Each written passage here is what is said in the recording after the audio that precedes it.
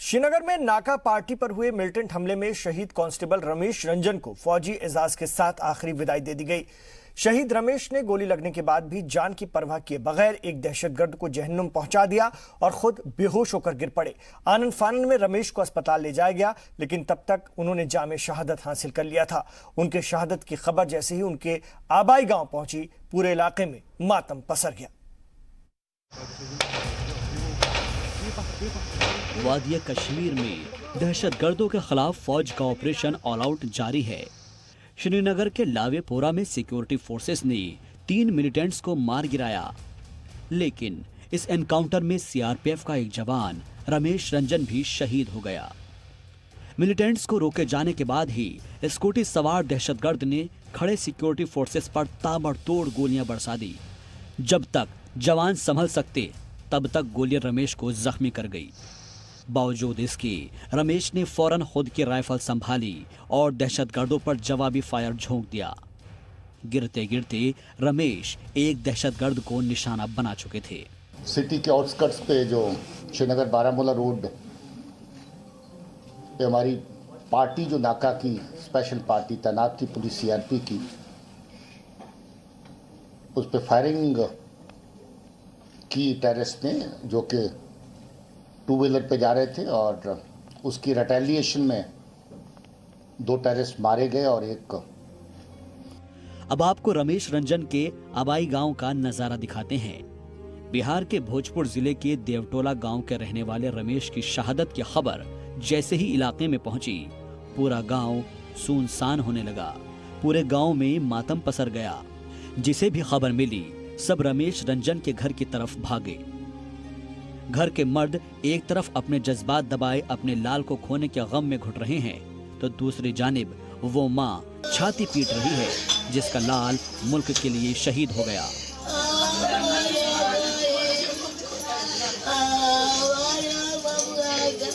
देश का शहीद हुआ है, गर्व कम है, उनको बहुत गर्व है। मैं एक लाल को मार के अपने शहीद हुआ है, गर्व है हम अपने बेटे पर, बहुत ही गर्व है। मुल्क पर शहीद होने वाले बेटे की शहादत पर एक वालिद को फख्र है, जिसे हम सब सुन सकते हैं, लेकिन इस वालिद के अंदर बेटे को खोने का गम भी है, जो हम सुन तो नहीं पा रहे हैं, लेकिन इसे महसूस तो कर ही सकते हैं। मगर इन सब के बीच महज 3 साल पहले दुल्हन बनी इस बेवा पर क्या बीत रही होगी, इसका आप और हम अंदाजा भी नहीं लगा सकते। शौहर की शहादत की खबर मिलने के बाद बार बार बेहोश रही उनकी अहलिया होश में आए भी तो किसके लिए। हमने किसी तरह शहीद की बेवा से बात करने की कोशिश की। उनकी सिर्फ एक ही ख्वाहिश है, मुल्क पर बुरी नजर रखने वाले दहशतगर्दों को जल्द से जल्द खत्म कर दिया जाए, ताकि फिर किसी माँ का बेटा ना छीने, फिर किसी सुहागिन का सुहाग ना छीने, फिर किसी के सिर से बाप का साया ना हटे।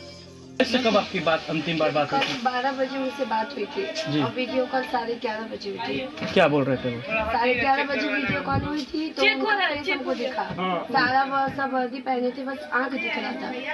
और उसके बाद फिर कॉल ये कनेक्ट हो गया। फिर ये बात किए तो बोले कि मैं चेकिंग कर रहा हूँ, बाद में कॉल करूँगा। उसके बाद कोई बात नहीं हुआ।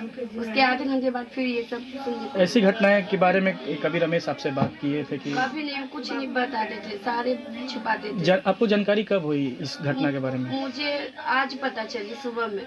सुबह में? हाँ। किसके द्वारा पता चला? यहाँ आने के बाद चला, न्यूज से पता चला मुझे कुछ वो नहीं बताते थे, सब कुछ छुपा के।